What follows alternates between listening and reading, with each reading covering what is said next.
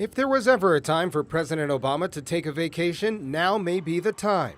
He's been going at full speed courting reluctant Republicans and corralling Democrats over his health care plan. But President Obama's efforts haven't been easy. Both Democrats and Republicans agree that the U.S. healthcare system needs to be overhauled. The problem is over just which way to do it. One of the objectives of democracy and debate is that we start refining our own views, because maybe other people have different perspectives, things we didn't think of.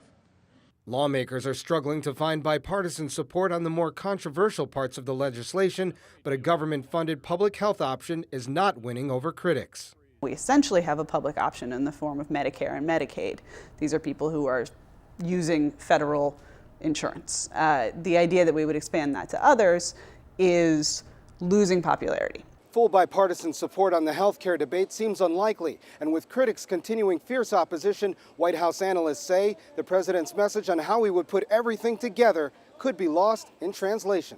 And while the president spends time away from the White House to clear his mind a little, the rest of the country will still be looking for details. I think there's no question that this is a big challenge, and one that frankly, this public debate is good for, because we do need to get better acquainted with some of the details. However, as the country still lags economically, the reality of dwindling savings and rising unemployment may be a driving force for lawmakers after they speak to their constituents. This economic crisis really has heightened many Americans' awareness of the healthcare crisis.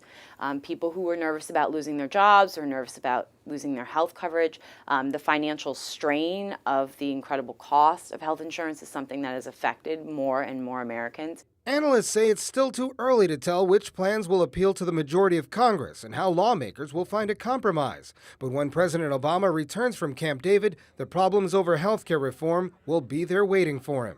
For Press TV, Colin Campbell, the White House.